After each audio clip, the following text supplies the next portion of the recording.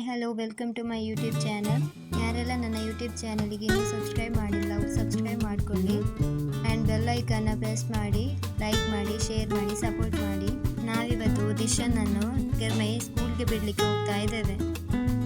ಅವನ school reach ಆಗ್ತಾ ಬಂತು ನೋಡಿ, ಭಾರಿ ಇಂಟ್ರೆಸ್ಟಲ್ಲಿ ಹೋಗೋದು ನೋಡಿ.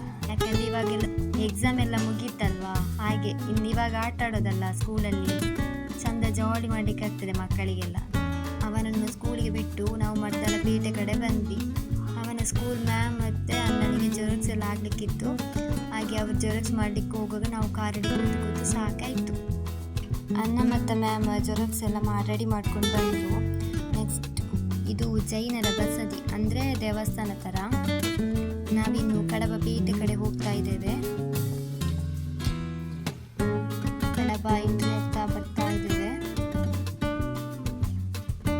ಇವತ್ತು ಕಡಬ ಏಕಭಜನೆ, ಹಾಗೆ ಪೇಟೆ ಎಲ್ಲ ಫುಲ್ ರಶ್ ಇರ್ತದೆ. ಇವತ್ತು 64ನೇ ವರ್ಷದ ಕಡಬ ಏಕಭಜನೆ ನಡೀತಿದೆ.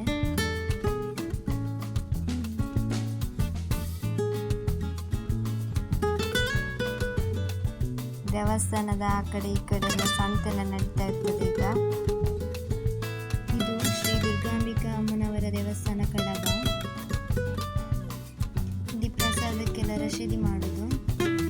ಇಲ್ಲಿ ಭಜನೆ ಎಲ್ಲ ನಡೀತಾ ಇರ್ತದೆ. ಇದು ದಿನನಿತ್ಯದ ಪೂಜೆ ಆಗ್ತಾ ಉಂಟು ಈಗ.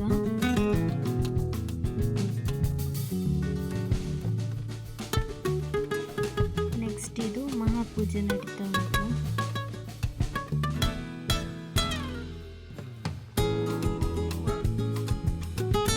ಪೂಜೆ ಎಲ್ಲ ಮುಗಿದು ದೇವರ ಪ್ರಸಾದ ಎಲ್ಲ ತಗೊಂಡು ಊಟ ಎಲ್ಲ ಮಾಡಿ ಸಂತೆಲ್ಲ ತಿರ್ಗಾಡಿಕೊಂಡು ನೆಕ್ಸ್ಟ್ ನಾವು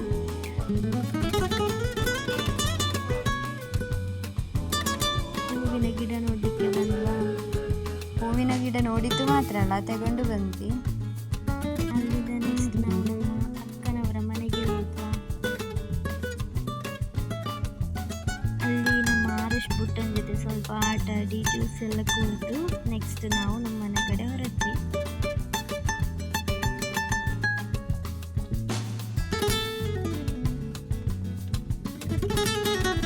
ಇದು ಪುಳಿಕುಕ್ಕು ನದಿ ನೋಡಿ.